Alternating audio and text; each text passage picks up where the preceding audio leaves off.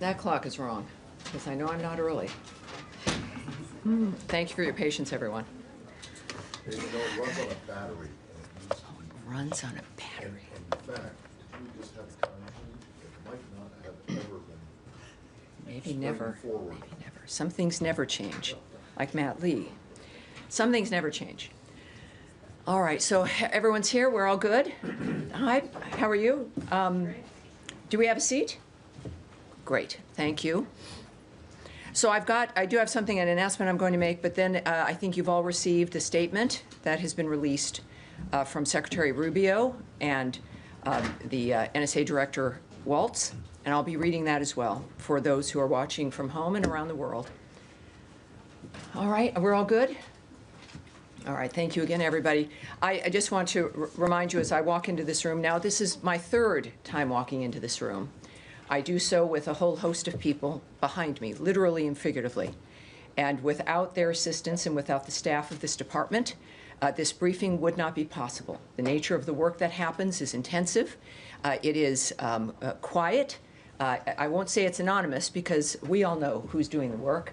But these are people who work every day to analyze, to research, to design, to help move forward the agenda and the policy of the Trump administration and the Secretary of State. And it is a terrific work for the American people. So again, I want to thank everyone for making it possible for me to be standing here as well. So let's get started. Again, I have a little bit of a what we call a topper here for everyone who's watching, and welcome aboard. Let's see here. All right, to begin, as Secretary Rubio made clear yesterday, Venezuela is obligated to accept its repatriated citizens from the United States. This is not an issue for debate or negotiation, nor does it merit any reward. Unless the Maduro regime accepts a consistent flow of deportation flights, without further excuses or delays, the U.S. will impose new, severe, and escalating sanctions. As President Trump made clear in his proclamation, TDA is closely aligned with, and indeed has infiltrated the Maduro regime. Maduro maintains close ties to regime-sponsored narco-terrorists. The Maduro regime must accept back all Venezuelan aliens deported by the United States, especially their murderers, rapists, criminals, human traffickers, and other illegally present criminals in the United States. End of discussion. We will impose new and more severe sanctions upon any failure to do so or delays. Let me be clear, the United States government will enforce the laws of the United States. We will deport illegal aliens from our country, and we will have made clear that we expect countries to accept their nationals illegally present in the United States. We thank our partners in our region and around the world who are partnering with us to stop illegal immigration and combat vicious transnational crime. These efforts help all of us by making our entire region safer and more secure. On the Russia-Ukraine conflict, President Trump spoke with President Putin yesterday. As President Trump said, it was a good and productive phone conversation. Both President Trump and President Putin agreed on the need for this conflict to end with a lasting peace.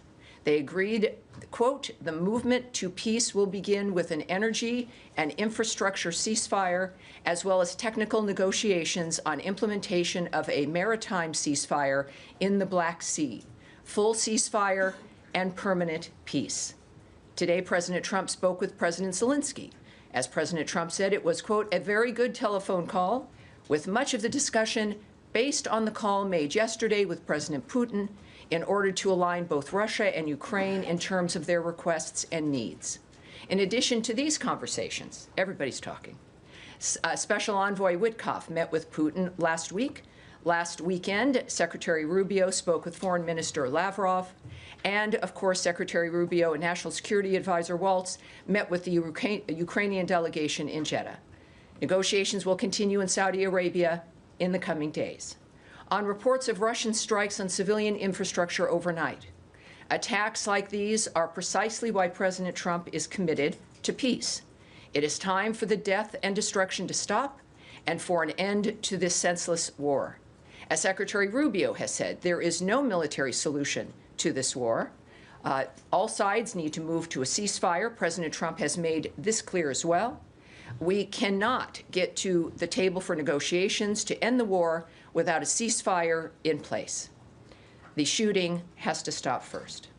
Finally, we'd like to welcome home the NASA astronauts, Butch Wilmore and Suni Williams, which, of course, we all watched yesterday. It was a remarkable scene with the dolphins that greeted them in the ocean also getting their own time on television. It was a fabulous event, and it reminded us about the nature of the 21st century, the modern age, and how progress continues.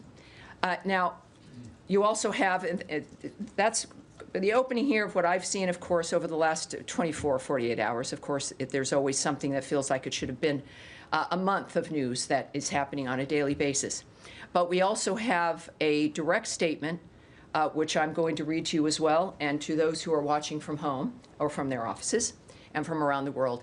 a statement from Secretary Rubio and the National Security Advisor, Mike Waltz. And this also directly addresses some issues that we're expecting to come up, certainly in the next week, and the nature of where things stand at this point. And so here is that statement from the Secretary of State and the National Security Advisor. Today, President Donald J. Trump and Ukraine's President Volodymyr Zelensky had a fantastic phone conversation. President Zelensky thanked President Trump for a productive start for the work of the Ukrainian and American teams in Jeddah on March 11th. The meeting of the senior officials from both nations significantly helped in moving toward ending the war. President Zelensky thanked President Trump for the support of the United States, especially the Javelin missiles that President Trump was first to provide, and his efforts towards peace. The leaders agreed Ukraine and America will continue working together to bring about a real end to the war, and that lasting peace under President Trump's leadership can be achieved. President Trump fully briefed President Zelensky on his conversation with Russian President Putin and the key issues discussed. They reviewed the situation in Kursk and agreed to share information closely between their defense staffs in the battlefield situation as the battlefield situation evolved. President Zelensky asked for additional air defense systems to protect his civilians, particularly Patriot missile systems. President Trump agreed to work with him to find what was available, particularly in Europe. The two leaders also agreed on a partial ceasefire against energy. The technical teams will meet in Saudi Arabia in the coming days to discuss broadening the ceasefire to the Black Sea on the way to a full ceasefire. They agreed this could be the first step toward the full end of the war and ensuring security. So let me just remind you here that that is technical teams. It will not be principals going to those negotiations.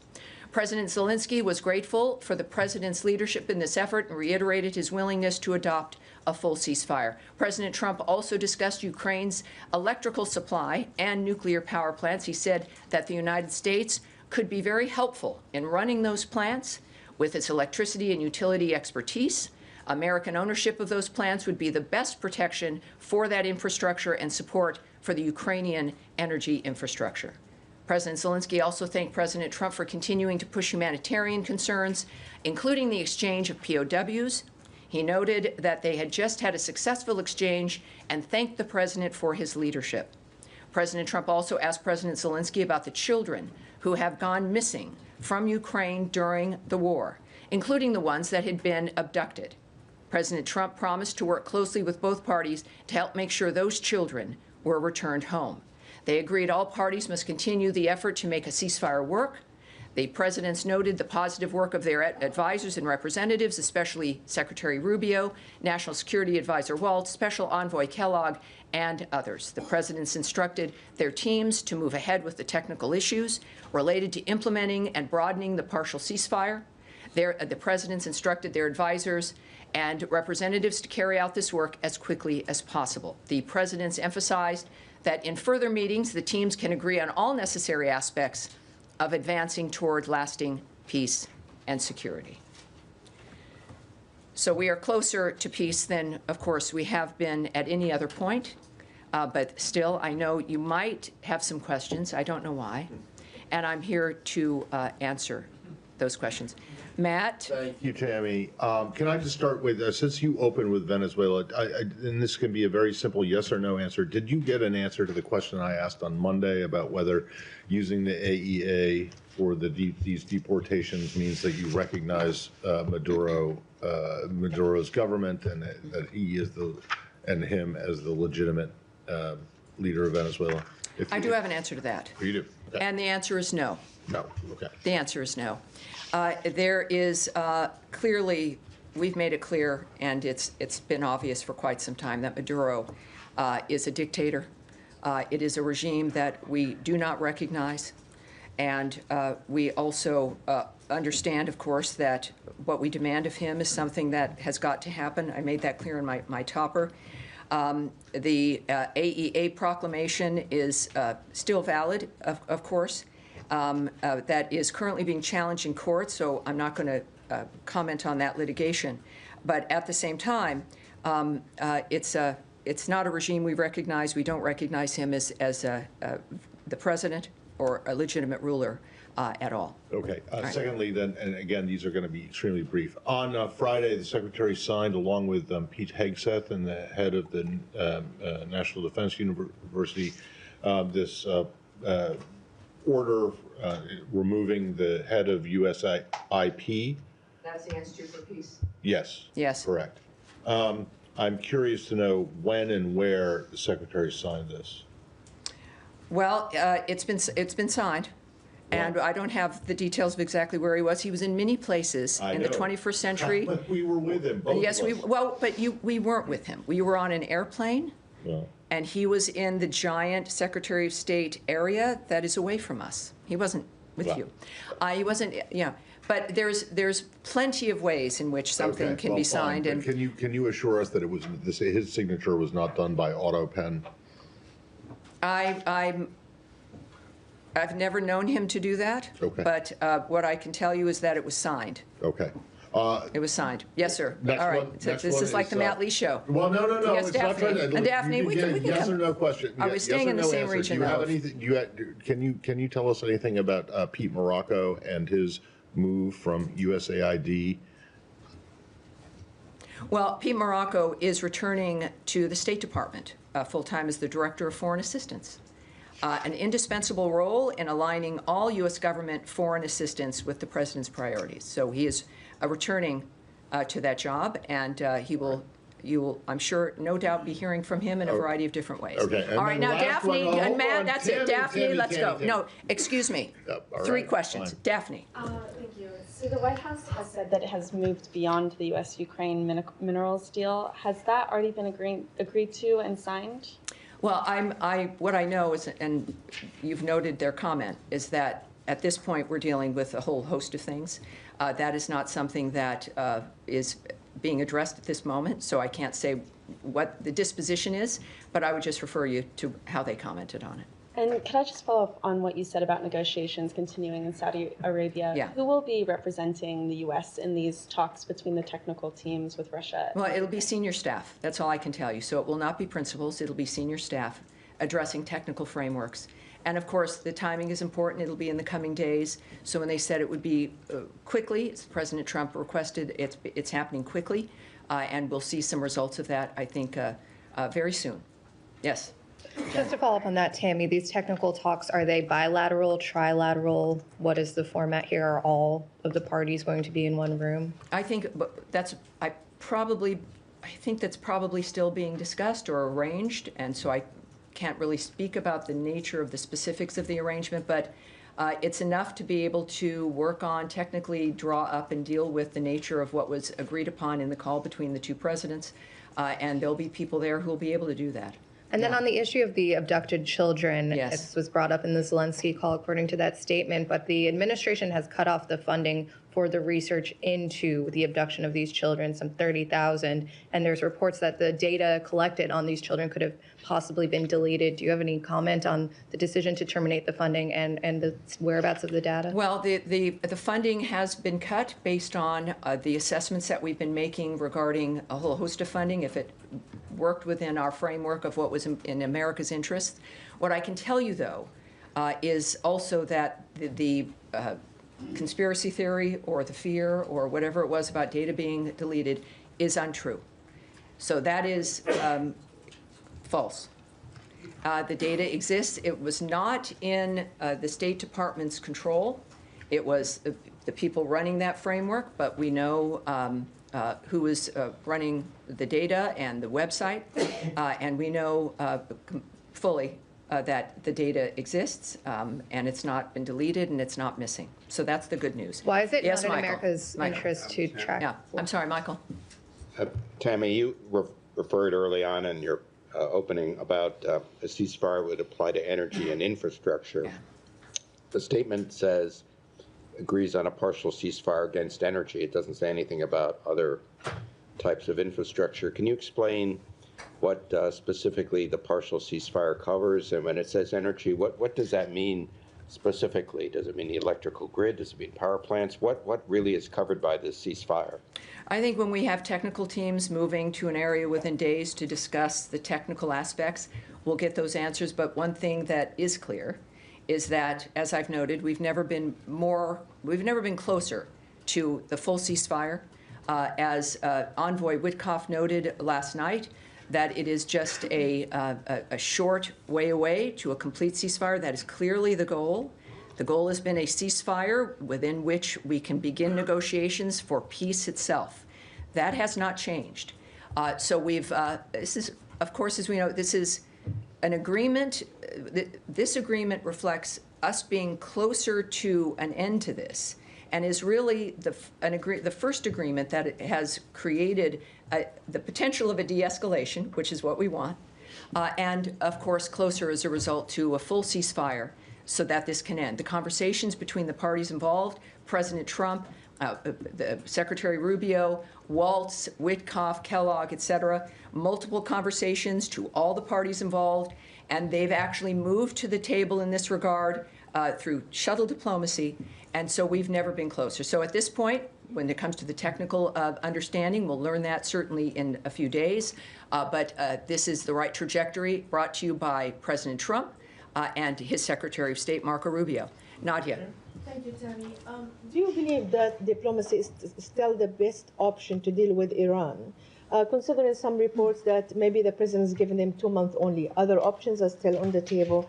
And on Gaza, while Israel is going after Hamas, there is reported of 400 people being killed, the majority are civilians, including 185 children. What is the United States doing to tell Israel to spare the life of civilians, or to avoid them at least? Well, first of all, on the question of Iran, it's been clear, Secretary Rubio has made it clear that, of course, as the world's top diplomat, that diplomacy matters. And we continue. Diplomacy includes, of course, there's a whole host of things in the toolbox for diplomacy, and the world understands this as well. So, of course, yes, diplomacy is the best way to handle the situation. And regarding, was it about the Gaza? Civilian casualties in Gaza, including 108 children who have been killed. Yeah, it's horrible. This entire, it's the 21st century, and the savagery unleashed by terrorist groups, death squads of Iran, entities that have an investment in the suffering never ending, the use of people, the Gazans in particular, as cannon fodder for a dynamic that the world has decried for decades. And finally, we are here, and we've had enough of a conversation within the framework of this needing to end. And at the start, President Trump and Secretary Rubio demanded a new way of looking at how we end this framework of death and destruction, this cycle. And we are still in that process. And their demand that we can't continue on is made clear by the fact that Hamas had an offer, a bridge to continue on to the second phase, which they rejected. It was not a dynamic that was clearly going to end well in their rejecting it, but they did so anyway. And it's a horrible result of more decisions by Hamas that continue the suffering. But that has been the history. And so we not only decry the loss of life and the impact on children around the world, but enough to where President Trump has one term, and his focus has clearly been peace on this planet in every single fashion. And it will essentially be able to work because he's known to get results, he's known to be serious, and we're seeing it move forward. So it's a shame that Hamas has allowed this to occur, but look nowhere else other than the people who have facilitated this suffering from the beginning. The Trump administration, Secretary Rubio, the Department of State of this country are determined and are the ones working to make sure that this stops. And certainly the region understands that this is a real opportunity finally to change what's been happening in the world. Yes, sir. Tammy, can I? Yes, staying in this region, please. I was just wondering if Secretary Rubio had any conversations since the strikes with his Israeli counterparts, and, are you trying to ensure that when Israel does these strikes using U.S. weapons that they're, targeting, being as careful as possible in their targeting? I can tell you that, of course, our teams, they're constantly in touch. There has been no phone call arranged yet, direct phone call between Secretary Rubio and Israeli counterparts or Israeli leadership. But of course, this is not a situation where if it's out of the news, the teams working to change the environment stop and leave an office or stop and just do something else. So this is a constant, as you might imagine, a constant effort on every element of foreign policy, certainly when it comes to war, ceasefires, ending conflict. So they're constantly working, and certainly we want peace. We're working for this because we deplore the loss of life, as do the Israelis. These are things that are happening that none of us want to continue, and so it's difficult, but those conversations are ongoing. And of course, we stand with Israel in every circumstance. They are our ally, and we continue to work to make sure that this conflict that we're able to stop it. Yes, Saeed, please. Thank you, Tammy. I mean, just to follow up on Nadia's question, there were 180 Palestinian children that were killed and so on. And my question to you that, Israel has used like 100 fighter jets supplied by the United States of America. There's absolutely no ground-to-air defenses in Gaza, so there was no response whatsoever. And that, hence I guess the quest for restraint and so on that the U.S. probably should ask Israel on the issue, the humanitarian issue. It's not only the bombing. I mean, there was a humanitarian catastrophe to begin with the holding of the aid and so on, and now we have this situation. Is the United States concerned that there is a looming catastrophe, probably of apocalyptic, nature coming through? The actions of the world against what's happening make it clear that we are going to get this to be stopped. What I can tell you is it is a catastrophe, and there was a ceasefire on October 7th, I should say. There was a ceasefire, and it was broken by, you want apocalyptic, by the massacre of 1,200 people, the taking of over 250 hostages, remaining hostages that still are in unknown conditions. Certainly, Idan Alexander deserves to be free, and he still is not. So when we think about why we're in this situation, let us not forget.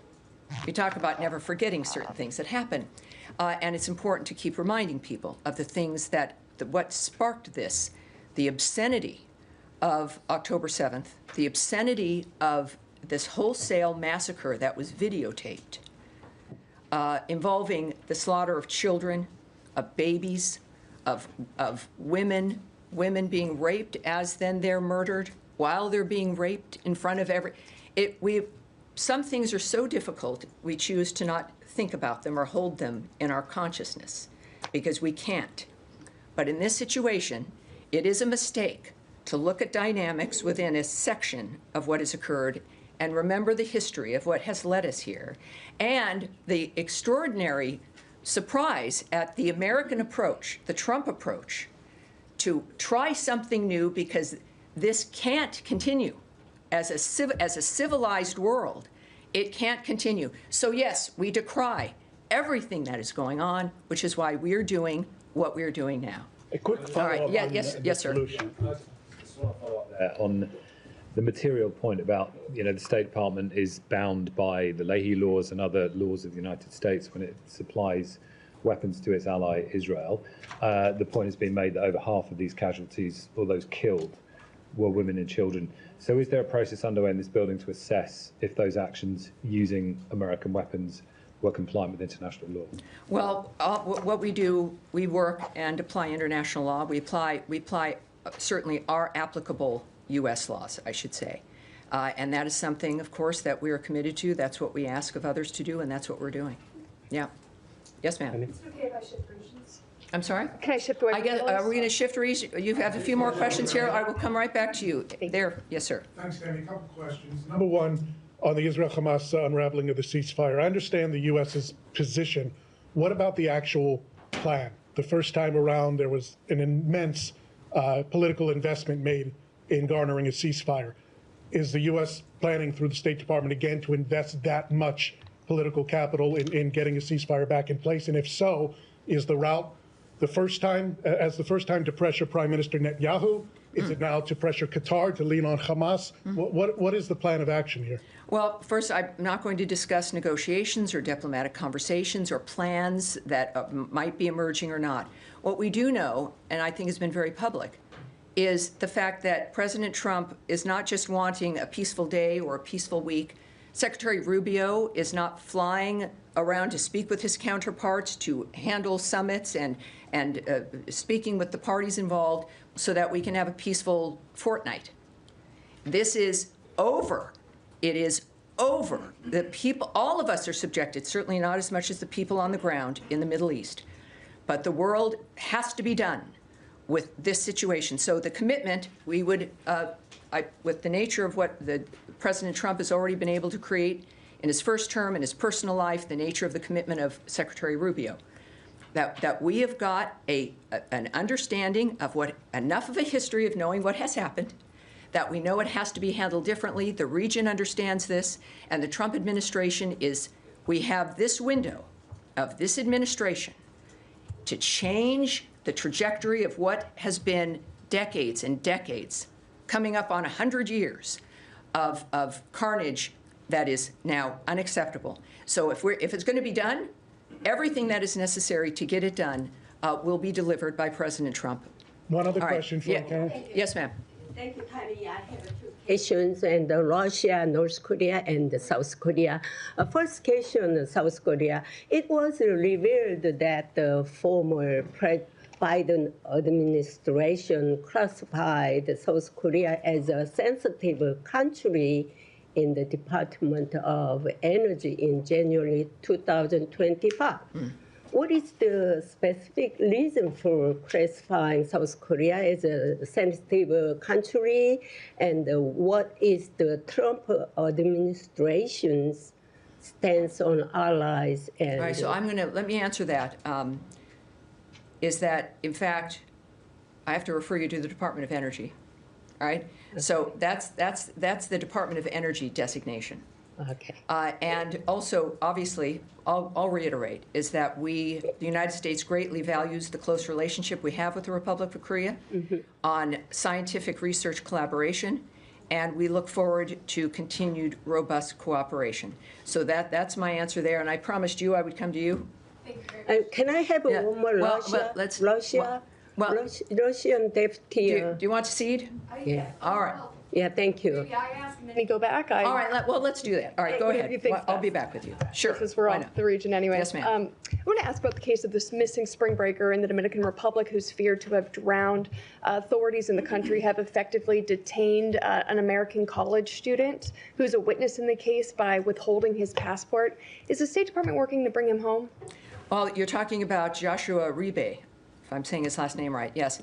So we, and I say this often, and we'll probably be saying it a lot more, is that there is no higher priority than the safety and security of U.S. citizens who are overseas. That matters to us. We're aware of this situation, certainly, and we take seriously our commitment to assist U.S. citizens abroad. It is a situation where I can't discuss certainly specifics, but we know that the U.S. Embassy is in communication with him and his family and his lawyer, and we are providing consular assistance as well. So that's where I have to set it, and I hope that answers the question. Is that right? All right, we'll go back here. Thank you again. So about Russia, yes? Yes, Russian Deputy Foreign Minister Rudenko visited North Korea last weekend and discussed the war in Ukraine with North Korean Kim Jong-un. How does the Trump administration concerns about the military cooperation between Russia and North Korea? But the Russians, they still want to remain the North Korean troops in Russia, Moscow. Thank you.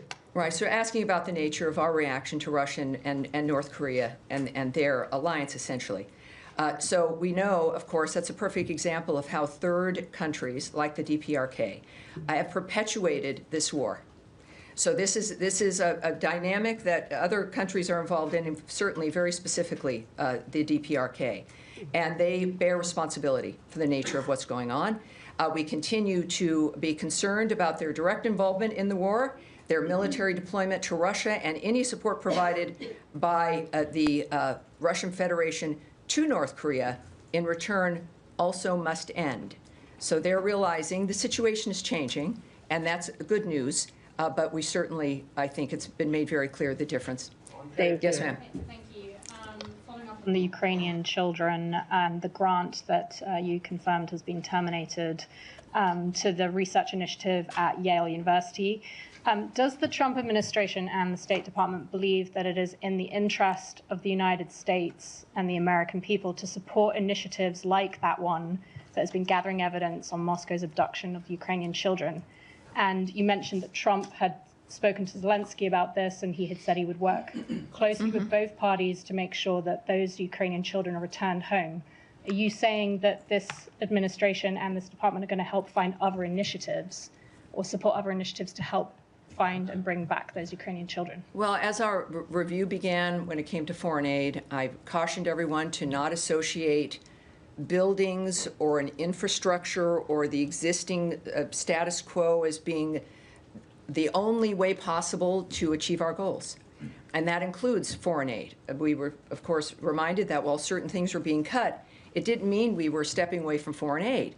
It's about stepping away from abuse and a waste of money and an infrastructure and a bureaucracy that ends up taking the finances that exist, and us needing to have finally an even playing field to determine what's been working, what isn't working, how to start again without an infrastructure that's going to take a majority of the funding in order to breathe life into itself, so that we can actually spend money and do work that gets directly to the heart of the matter and saves people's lives, gets them life-saving assistance that is aligned, as those things are, with the American point of view and the American was abusing funds. Well, I know that it was cut, and it was cut and the things that have been cut were not assessed to be within the framework of what mattered to this administration on the issue of making America safe and secure or more prosperous, but also it's an issue about waste and abuse. So when we think about a particular effort, it's important to realize that it's the goal that we need to address versus a particular structure that might be happening. So when we have a funded grant at a university that might be cut because it's been determined that it needed to be cut, and then you've got the presidents of the nations involved in the issue talking about it personally on the phone, the president of the most powerful country in the world saying, I'm going to do something here. We're going to work on this. I think that's a pretty good, clear indication that we can still work on issues that matter and make them happen without it being in a certain structure that has existed. So I think that's pretty clear. It was very important for President Trump's comments to President Zelensky on that matter. Yes, Sean. Can I go back to the issue of cuts in U.S. government-funded media? Sure. Radio Marti, the Secretary has long been supportive of that. It's broadcasting into Cuba. Does the Secretary support the elimination of Radio Marti? I have not spoken to him about the specifics of the nature of these particular programs. But what I said on Monday is I'll repeat here, is that the American sensibility we value and have talked about, and it matters to us, the issue of people's voices being heard, the issue of freedom of speech, freedom of expression, and the ability, I think the desire and the ability to do that is always a priority when it comes to how we spread the word of democracy and want to improve the quality of people's lives. How that happens might change over time. And I think that's, again, bringing us back to the fact that we've gotten used to a certain infrastructure, but how we apply the values that we hold may change. And so I will ask him, we'll take that back as a specific question for the Secretary. That is something that I think is important, and I'll find out for you. But what I do know is that his number one priority is to make sure this nation is safe financially, that Americans are safe, that we are secure within this world, and that's going to be part of, I think, the transition that happens. Yes, yes, sir. Going back to Ukraine talks, if I may, the secretary last week met with his Ukrainian colleagues and he discussed full ceasefire deal. And he gave a press conference, the latest one I think was in Canada, where he said that, when we're going to talk to Russian leadership, we will know if they say no, I'm going to quote the secretary, it will tell us a lot about their goals and what their goals are and what their mindset is. The concerns that, with current achievement you have, Russia might be using these negotiations to accelerate victory, to weaken Ukraine, to strengthen itself. Energy, infrastructure deal or ceasefire will help Russia more than Ukraine. Because right now winter's over. There's lots of conversations that we have that are suppositions and what we imagine because of our own experience and what we think may or may not happen. But there's something very specific happening right now. Conversations between the top leaders, conversations between all the parties involved, measures so that people will be meeting in the coming days to get to specifics. No one's waiting for the next week to maybe have another call, to maybe figure out something, maybe you'll show up. These are specific actions that are being taken immediately. So we've been in this really fast environment where everything's happening fast. The good news is, so is peace. We've never been closer. So there's all kinds of reasons that might be informing President Putin's reasoning. I don't know, and I'm not going to guess at what those are. What I do know is what President Trump is doing, the hard and fast framework of what we expect in the next few days in Saudi Arabia, the people who are committed to this, and that everyone now is at a table to get this to the same goal. Thank you. If I may. Yeah, all right. Daphne. Just a question on Turkey. President Erdogan's main political rival has been detained on charges of corruption and aiding a terrorist group. What's the U.S. stance on this? Do you have any concerns? Well, we would encourage Turkey to respect human rights, to handle its own internal framework appropriately. We're not going to comment on the decision-making, the internal decision-making of another country, but except to remind them that we expect them to behave in a manner that respects the rights of all of its citizens. I think that's pretty obvious, but it's good to repeat. Yes, sir, standing. Yes, sir. Thank you very much, Tammy. In Pakistan, the most popular leader, Imran Khan, has been in jail now for last. Could you introduce yourself too? First time seeing you. Jaleel. Nice to meet you, sir. Thank you, Tammy.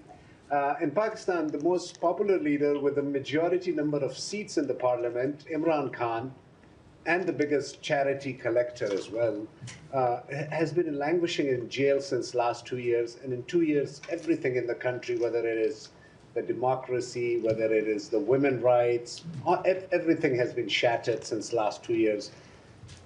President Trump was talking a lot about Pakistan before the elections, and thousands of his new voters in the U.S. and millions of Pakistanis are expecting him to take some sort of action with regard to that country.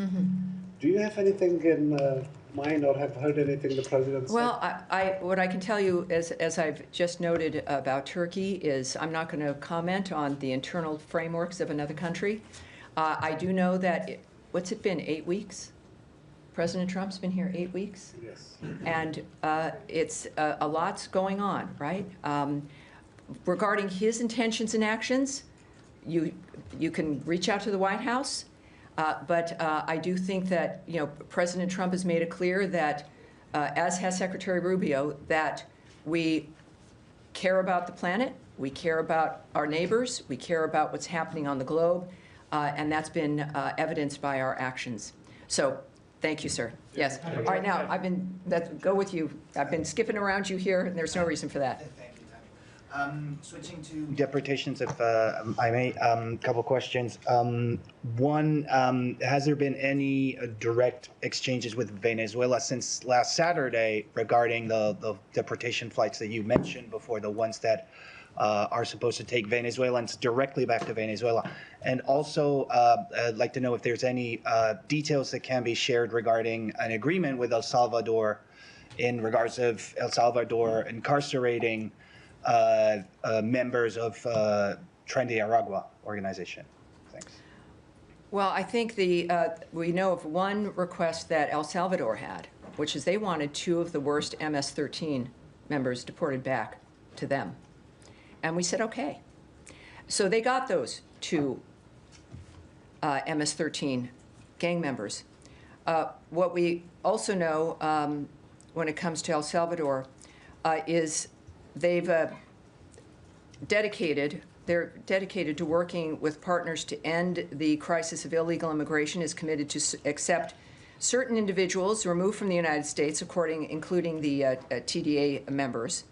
And they also, besides the MS-13 members, they also requested 21 of its most wanted gang members who are El Salvadoran to go back as well, so we accommodated that also. And we plan to work with Congress to provide assistance to support El Salvador's correction system, which seems fair. And on Venezuela, you're asking if there's been any more. Well, I think the message I mentioned at the top of this briefing was that they've got to start doing it, or there's going to be serious problems. There's going to be sanctions, and we will be reacting. So they've been told they've got to. At this point, I don't believe any more certainly has moved, and certainly some of this we're looking at the judge's order, et cetera. But what we do know is that deportation flights will continue to other countries and other regions. All right. Oh, yes, please. Yes, Nick. On Friday, Special Envoy Grinnell announced that Venezuela had agreed to accept the repatriation flights. Well, that's nice. It's nice to say so, and doing it will be an important gesture. But have they signaled that they're reneging on that agreement that's been announced, or? Well, again, I'll refer you to the Secretary's tweet, which I think speaks for itself. It was very strong. President Trump said also that Maduro has not been taking Venezuelan deportees back fast enough. And this is not something that will be negotiated. Also, nor does it merit any reward of any sort. And also, if he does not accept the return of the deportees, of course, we will start to employ escalating sanctions. So it is about what our requirements are for well, I'll just leave it at that. I was going into my talk radio mode, and that was not going to be appropriate. Yes, sir. Thank you very much. From Al Jazeera. Very good. Nice to meet you. I just want to go back to the statement about Ukraine, in which it is stated that American ownership of power plants within Ukraine would be a way of guaranteeing their protection. Is we talking about physical ownership, taking over ownership of the plants from the Ukrainian authorities? Well, again, that comes from President Trump, who is one of the best businessmen we think has ever been around, and he knows how to make deals. And there's a serious consideration, in fact, that if you have an American-owned entity via a company, perhaps not certainly the government necessarily, that creates, I think the presumption is that it creates a deterrent to strike, that you have also an economic partnership that increases the economic viability of a nation, the general, certainly infrastructure stability of a nation. When you have people running your infrastructure, or in a particular part of the infrastructure, who know what they're doing, and that maintains not just the economic framework, but also the security framework because of the nature and the need for energy. It also is, I think it is, and I don't want to presume what President Trump was considering, but just as a regular person, you'd realize that it is probably somewhat beneficial to have an economic relationship with a nation that has a history of being able to protect itself and protect its friends, and makes it a little bit more difficult to attack you because of what the results might be. All right. On the release document? Yes, sir. Ahmed Hazim, Jazeera Arabic. Just want to go back to Gaza. I don't think that I got some of your answer there.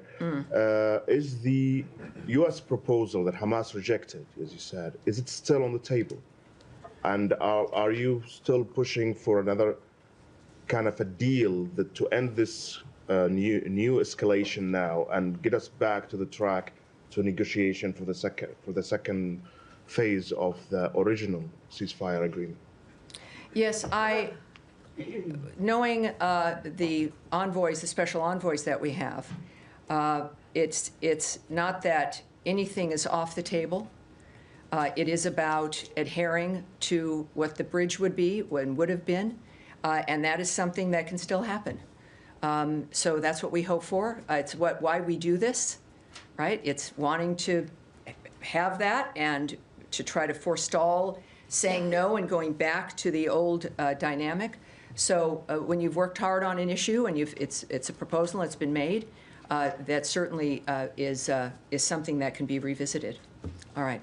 Yes, sir. Okay. Thank you, Tammy. One question on Iraq. How does this administration, looking at the disputes between Erbil and Baghdad over the... I'm sorry, between what? Between the Kurdistan region of Iraq and Iraqi government over the energy issue and also over the budget issue. And are you willing to help to resolve this issue? And my second question, you said the diplomacy is the best tool to approach the Iran to resolve the issues between you. But what we hear from the Iranian foreign minister, they say that there are that they don't go to negotiate with the U.S.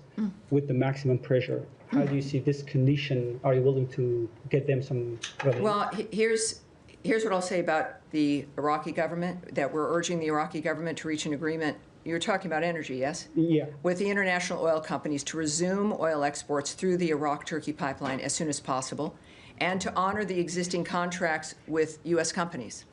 So that's part of the issue. Reopening the ITP ensures Iraqi oil can reach global, especially European markets. Iraq benefits from the stability of resilient supply chains, as we all do. Regarding Iran, I can't speak to their reasoning on most anything, obviously. But President Trump has an approach that he is committed to because he wants a result. And we are seeing some of those results now, and we will continue to see more. Certainly, the Houthis are seeing the results of what we are committed to do to make sure that things change in this planet. And I have no doubt Iran has noticed that. Yes, ma'am. Yes, there are reports in the Lebanese media that I'm sorry, in which media? Lebanese media. Lebanese media, yes. Yes, that Morgan Ortagus had calls with the speaker and the prime minister, pressuring, I'm quoting here, pressuring them to start negotiations, political negotiations with the Israeli beyond the ceasefire. Is this accurate? Are you trying to start negotiations? Well, so you're asking a question about something that you saw in media that may or may not have happened, and so is a hypothetical, and that I should speculate. I can't do that. We're going to move on. Yes, ma'am, in the back, right there, with glasses. Yes, ma'am. I want to move to the Red Sea, please, and talk about the Red Sea. I'd say stay right here, but yes, go ahead. Yeah, the commercial activity there obviously very disrupted. Is the United States working with partners like Great Britain, Egypt, and Saudi Arabia to solve the problem with Houthi attacks in the Red Sea, or is that just a U.S. Attack right now? I need to go back and check, because I was going to presume here, and I need to go back and check and see regarding what other elements might be involved. But let's make sure we get that to her, should we? All right, good. Can I also ask that on Ukraine, with the power plants in Zaporizhia, Mykolaiv, and Kursk, if there's any move to have some observers come and look, because those have been at least on generators, some of them for 3 years. Well, I'm sure that when we're just, what Saudi Arabia will have with this meeting of technical individuals, that's even a point after a ceasefire has been achieved, right? When you have observers, right? That is not, none of that is going to be discussed. Nothing with either Russia or Ukraine can be discussed regarding that until we have a ceasefire, to where then we can move to talk about the specifics of how to implement the security as we move forward. So we will. There are people that are in place to observe. All right. We do one more. Yeah, and we'll, I'm sorry? On Bangladesh? Bangladesh. All right, yes. Thank you so much. And Tammy, congratulations. This is your third time, but this is my first time here. Thank you so much. All right, good. So I'm not the newbie then. Okay. Good. U.S. intelligence chief Ms. Tulsi Gabbard has warned about Bangladesh that growing threat of Islamist extremism and effort to establish an Islamic caliphate. While she didn't directly accuse the interim government of, led by Muhammad Yunus, but Muhammad Yunus has vehemently denied this concern, calling them untrue. However, just yesterday, a large pro-caliphate rally took place in Dhaka University. If you let me, this is the picture here, raising serious concern about the situation. Given the U.S. government ongoing concern, U.S. considering taking serious action such as sanction against United government. And second part, lawlessness. May I address this? In general, may I address this, sir? And Thank you. 8 years. I think we're looking for a response, and I'm going to give you one. Please. We condemn any instances of violence or intolerance directed toward members of minority communities in any country and have welcomed measures taken by Bangladesh's interim government to ensure safety and security for all in Bangladesh. That's what we're watching, that's what we expect, and that will be what continues. Thank you, everyone. We've got a very busy day in front of us. Thank you, everyone. Thank you so much. Thanks for being here. We will do it. I know there might be more things to talk about on Friday. Thank you, everyone. Have a great day.